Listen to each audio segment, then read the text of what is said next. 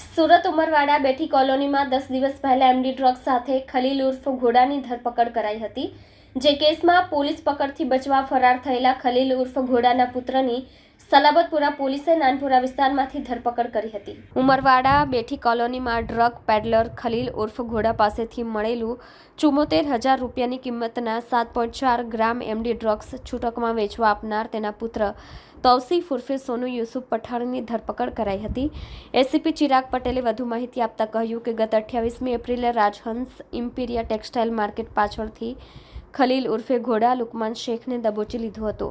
તેની પાસેથી 74,000ની કિંમતનું 7.4 ગ્રામ એમડી ડ્રગ્સ અને રોકડા 1900 રૂપિયા મળી આવ્યા હતા. ગત વર્ષે વેસુમાં ડ્રગ્સ સાથે ઝડપાયેલો ખલીલ ફરીથી ડ્રગના ધંધા સાથે સંકળાયેલો હોવાની બાતમીને પગલે પોલીસે ખલીલને પકડ્યો હતો. આરોપીએ કરેલી કબૂલાત પ્રમાણે આ ધંધામાં તેનો પુત્ર તૌસીફ ઉર્ફે સોનુ પણ સામેલ હતો. તૌસીફ જ તેને આ એમડી ડ્રગ લાવીને આપતો હતો, તેનું તે છૂટકમાં વેચાણ કરતો હતો. 10 દિવસથી ભાગતા ફરતા તૌસીફ ઉર્ફે સોનુ યુનુસ પઠાણને સલાબતપુરા પોલીસે નાનપુરા વિસ્તારમાંથી ઝડપી લીધો હતો. આ એમડીનો જથ્થો તેને અરબાઝ નામના શખ્સ આપતો હોવાની કબૂલાત કરી હતી.